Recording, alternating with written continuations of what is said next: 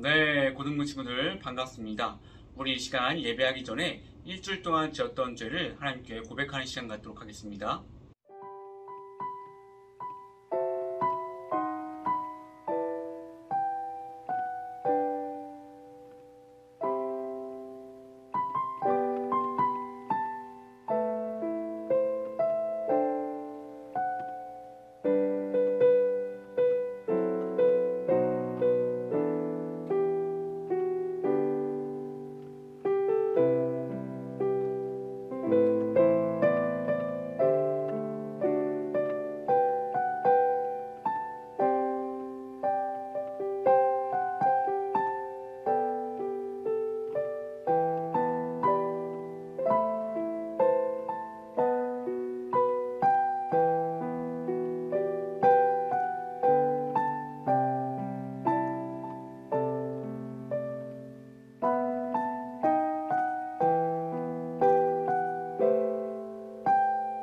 그런즉 누구든지 그리스도 안에 있으면 새로운 피조물이라.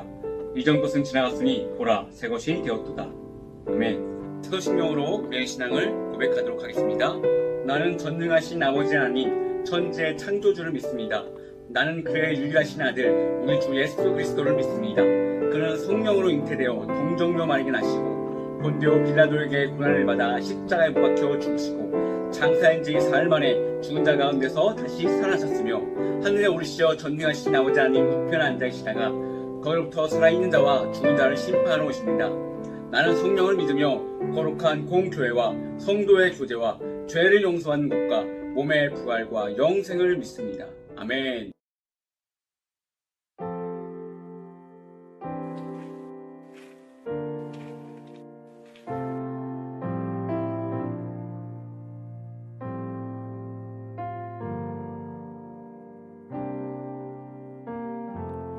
우리의 섬김이 더 낮은 곳으로 우리의 고백이 더 낮은 곳으로 쓰러져 있는 그들을 향해 당신이 그랬듯 더 낮은 곳으로 낮은 곳으로 우릴 초대하네. 함께 하자고 말씀하시네. 우리도 예수 그 길을 따라 함께 가길 원하네.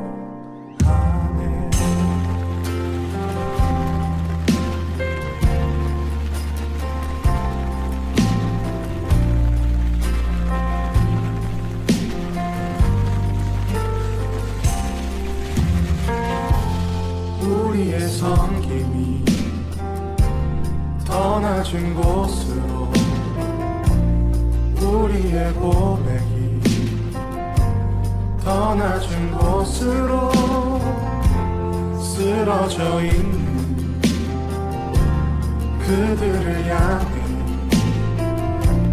당신이 그랬듯 더 낮은 곳으로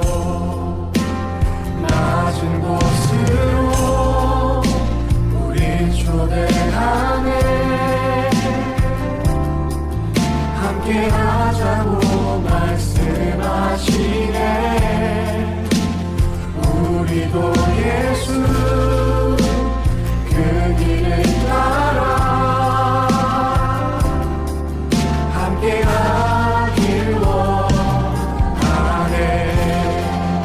주님이 우리와 함께 하시네.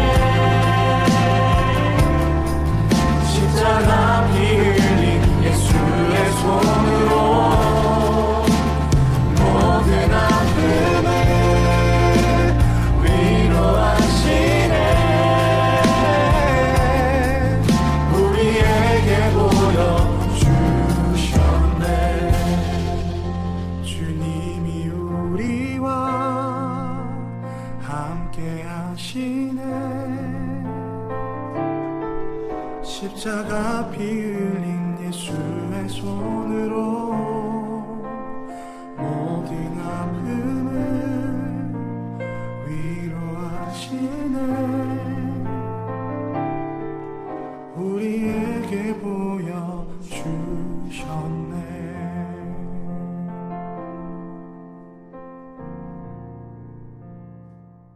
오늘 하나님께서 저에게 주신 말씀은 창세기 27장 41절의 말씀입니다. 제가 봉독하겠습니다. 그의 아버지가 야곱에게 축복한 그 축복으로 말미암아 에서가 야곱을 미워하여 심중에 이르기를 아버지를 곡할 때가 가까웠은즉 내가 내 아우 야곱을 죽이리라 하였더니. 아멘. 이 말씀은 살아계신 하나님의 말씀입니다. 아멘. 네, 반갑습니다. 오늘도 고등부 예배 오신 여러분들 환영합니다. 네, 지금 오늘도 이렇게 온라인으로 예배를 드리는데 빨리 속히 만날 그날을 우리가 기대해 봅니다. 자, 여러분, 야곱의 팥죽 사건을 들어본 적 있습니까? 사건의 시작은 이렇게 시작됩니다. 어느 날 형 에서가 사냥을 하고 돌아왔는데 배가 너무 고팠어요. 근데 마침 동생 야곱이 팥죽을 만들고 있었습니다. 에서가 배가 고픈 상태에서 팥죽을 보니까 너무 먹고 싶었어요. 그래서 야곱한테 팥죽을 좀 달라고 하니까 야곱이 이렇게 말을 합니다. 나에게 장자권을 주면 이 팥죽을 팔겠다. 이렇게 말을 합니다. 야곱이 형 에서에게 달라는 장자권, 이 장자권이 뭐냐면 고대 이스라엘 사회에서 장자는 아버지의 재산 중 상당 부분을 물려받을 수 있었고 아버지가 하던 일도 물려받을 수가 있었어요. 그러니까 어떻게 보면 부모의 재산을 상속받는 상속권이 장자에게 있는 것입니다. 그래서 아무리 동생이 뛰어나고 형보다 재능이 많아도 상속권은 무조건 형에게 있는 거죠. 근데 야곱이 형한테 그 장자권을 팥죽 하나에 팔라고 하는 것입니다. 그 말을 들은 에서가 어떻게 했을까요? 분노하면서 야곱에게 네가 감히 나의 장자권을 노려? 이런 배은망덕한 놈 하면서 야곱을 혼내야 되는데 에서는 그러지 않습니다. 아무런 거리낌 없이 그래 장자권 네 가져 하고 팥죽을 먹기 시작합니다.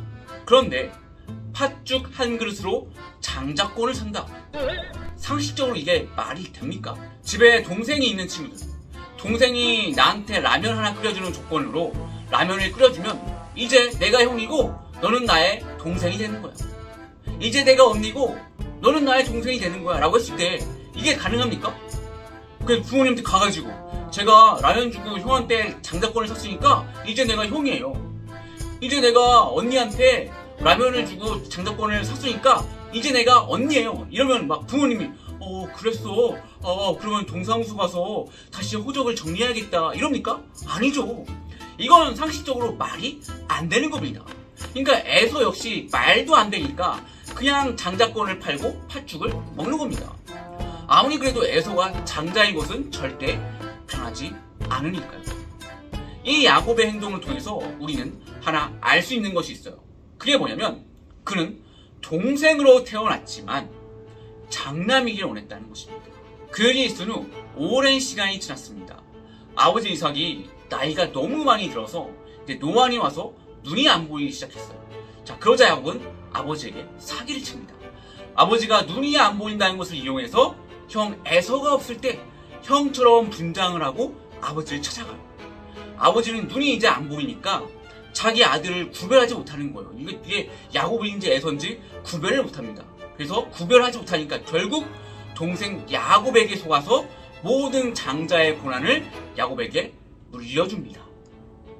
그리고 뒤늦게 형 에서가 왔지만 이미 장자권은 동생에게 넘어간 뒤였어요.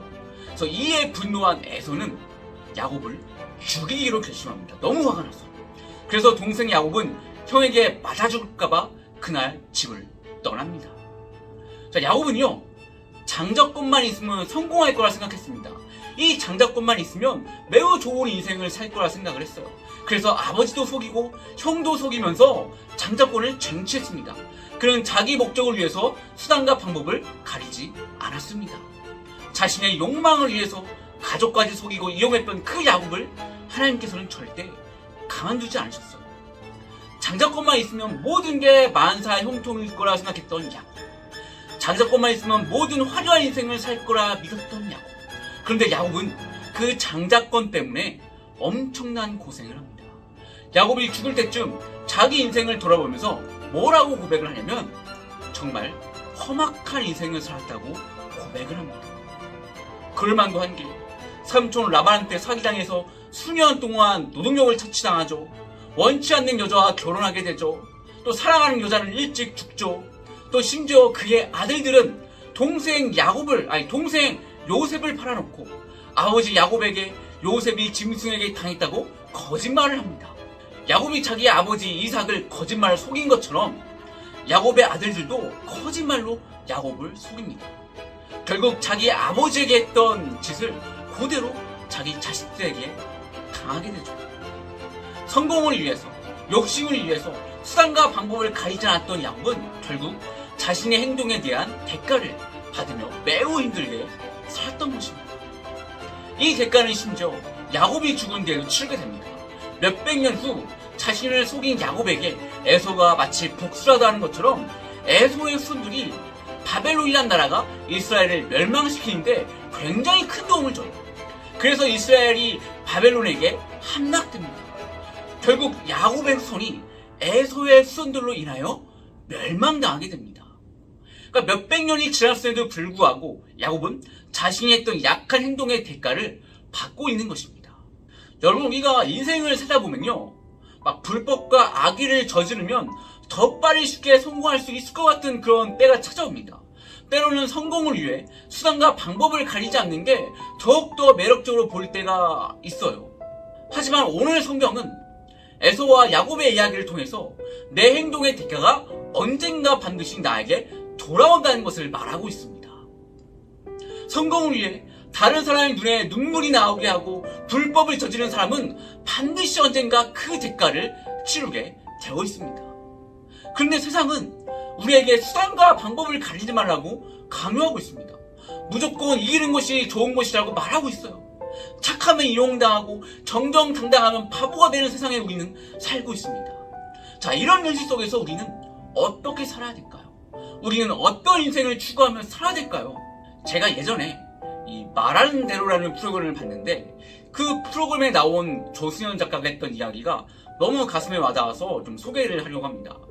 자기가 어느 날 펜싱에 꽂혀가지고 펜싱을 배우기 위해서 여기저기 막 알아봤다고 합니다. 근데 이분은 역사를 너무 좋아해서 18세기 사람들처럼 좀 가발을 쓰고 좀 펜싱을 하고 싶었다고 합니다. 자, 그래서 고생 끝에 진짜 18세기 정통 방법으로 가르치는 곳을 찾았습니다. 자, 펜싱 경기를 한 번이라도 본 사람은 알겠지만 이 펜싱은 채점이 굉장히 어려운 스포츠입니다. 그러니까 너무 빨라가지고 누가 누구를 찌르는지 전혀 보이지 않아요. 그래서 여러 가지 전자장비를 몸에 착용해서 누가 득점을 하고 누가 실점을 했는지 그렇게 판별을 합니다. 자, 그런데 이 펜싱장의 선생님은 절대로 이 전자 스코어링 장비를 사용하지 못하게 했다고 해요. 그 이유는 그것이 펜싱의 정신에 어긋난다는 이유였습니다. 그래서 작가가 질문을 했어요. 아니, 그러면 선생님 도대체 점수를 어떻게 매깁니까? 자, 그러자 선생님이 이렇게 말했다고 합니다. 펜싱이라는 스포츠는 워낙 칼이 빠르기 때문에 찌른 사람이 제대로 찔렸는지 파악이 힘들다고 합니다. 그런데 단 한 사람만큼은 이것을 정확히 파악할 수 있다고 합니다. 그것은 바로 칼에 맞은 사람이에요. 자, 축구에서 득점을 하면 우리가 골을 외치잖아요. 그러니까 펜싱에서 점수가 나면 투세라는 단어를 외친다고 합니다. 투세라는 단어는 찔렀다라는 뜻이 아니라 찔렸다라는 뜻입니다. 그러니까 쉽게 말해서 펜싱에서 채점을 할 때는 득점을 한 사람이 아니라 실점을 한 사람이 손을 들고 상대편에게 점수를 주는 것이 펜싱의 정신이라고 합니다. 자, 이 펜싱은 무예였습니다. 무예의 목적은 무공을 쌓아서 나쁜 사람들로부터 내 가족과 사랑하는 사람을 지키는 것이 무예의 목적입니다. 자, 그러면 이 무공이라는 것이 언제 쌓이는 것이냐? 정직하게 투세라고 말을 할 때 쌓인다는 거예요. 그래서 내가 항상 경기에서 승리하고 싶고 성공하고 싶으면 네 마음대로 해라. 맞았음에도 불구하고 펜싱의 정신을 갖다 버리고 투세라고 외치지 않아도 된다. 하지만 그렇게 양심을 속이고 펜싱의 정신을 버리고 승리했을 때 결국 나중에 손해보는 사람은 너일 것이다. 아무도 너를 신뢰하지 않을 것이다. 여러분, 우리가 인생이라는 경기를 하다 보면 질 수도 있습니다. 성공을 하지 못할 수도 있어요. 하지만 그렇다고 해서 인간으로서 마땅히 지켜야 할 인간성과 윤리를 포기하지 않았으면 좋겠어요. 여러분, 사람으로서 지켜야 할 인간성, 윤리, 도덕성을 버리면 다시는 회복하지 못합니다. 하지만 지더라도, 하지만 실패했을지라도 마땅히 지켜야 할 것을 지키면 다시 도전할 수 있고 다시 성공할 수 있어요. 우리는 매스컴에서 연예인들이 실수하고 죄를 저지르는 것을 우리는 많이 봅니다. 시간이 지나면 이런 사람들은 둘로 나눠집니다. 다시 복귀하는 사람, 다시 복귀하지 못하는 사람. 그 차이가 무엇입니까? 그러니까 인간으로서 마땅히 지켜야 할 것을 버린 사람은 절대로 복귀하지 못합니다. 그로 인해 민심을 잃고 신을 잃은 사람은 절대 복귀하지 못해요. 하지만 잘못을 했어도 그나마 인간으로서 마땅히 지켜야 할 것을 지킨 사람들, 최소한의 것을 지킨 사람들은 다시 복귀하게 되는 것을 우리는 볼 수 있습니다. 여러분도 알다시피 현재 지금의 세상은 경쟁사회입니다. 경쟁사회는 매우 오래전부터 이기는 것을 무조건 옳다고 가르칩니다. 공부를 왜 합니까? 반에 다른 애들을 꺾고 내가 1등을 하기 위해서죠. 계속 세상은 옆에 친구를 꺾고 밟고 일어서라고 말합니다. 올림픽 역시 원래는 참가에 의미를 두는 것이 큰 의미였는데 지금은 남을 꺾고 경쟁에서 이겨 금메달을 따기 위해 나가는 것이라고 세상은 가르치고 있습니다. 그러니까 그러다 보니까 점점 수단과 방법을 가리지 않고 그렇게라도 이기려는 사람들이 넘쳐나게 되었어요. 그 결과 지금 사회가 어떻습니까? 세상에 범죄가 끊이지 않잖아요. 범죄가 왜 일어나요? 그러니까 자신의 욕망과 성공을 위해 수단과 방법을 가리지 않는 사람들이 넘쳐나니까 일어나는 거 아닙니까? 그런 사람들에게 사기를 당하고 유린을 당하고 살인까지 당하는 일들이 얼마나 많이 일어나고 뉴스에서 얼마나 우리는 쉽게 그런 모습을 볼 수 있습니까? 얼마 전에 올림픽이 있었죠. 그러니까 올림픽만 봐도 정정당당하게 승부를 하는 사람들이 있는 반면에 자신의 욕망과 성공을 위해서 약물을 복용하잖아요. 남들이 힘들게 노력하며 성취하는 것들을 약물 하나로 어떠한 노력과 땀 없이 성취하는 사람들이 매번 등장하지 않습니까?